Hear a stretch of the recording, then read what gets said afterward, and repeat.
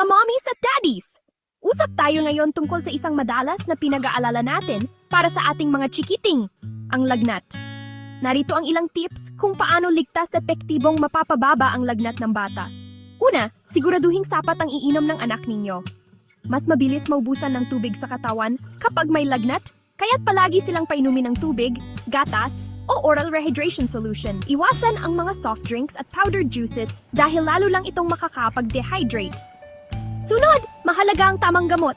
Paracetamol ang pwede sa mga batang 3 buwan pataas. Dapat nakabase sa timbang at edad nila ang dosage, kaya't kumonsulta muna sa doktor. Tandaan, iwasan ang aspirin dahil maaari itong magdulot ng malalang komplikasyon tulad ng Ray's syndrome. Nakakatulong din ang pagpunas o pagkompress ng malamig, gumamit ng maligamgam na tubig sa pagpunas sa katawan ng bata, o maglagay ng malamig na bimpo sa kanilang noo. Iwasan ang sobrang lamig na tubig para hindi manginig ang bata dahil lalo lang ito magpapataas ng temperatura.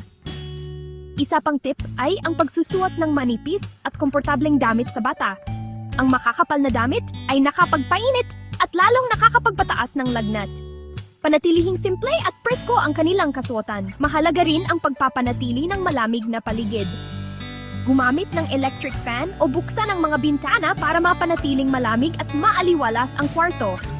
Nakakatulong ang komportableng paligid sa pagpapababa ng lagnat. Panghuli, alamin kung kailan dapat tumawag sa doktor. Kung ang lagnat ay tumagal ng mahigit 1 araw para sa mga batang wala pang 2 taong gulang, o kung may nakapahalang sintomas tulad ng hirap sa paghinga, kawalan ng malay o senyales ng dehydration, kumonsulta agad sa doktor. Ang lagnat ay kadalasang sintomas ng impeksyon o iba pang kondisyon. Mahalaga ang tamang pag-aalaga at agarang konsultasyon sa pediatrician para sa kalusugan ng inyong anak. Hanggang dito na muna. Manatiling mulat at panatilihing malusog ang inyong mga chikiting. Huwag kalimutang mag-like, share, at subscribe para sa iba pang parenting tips.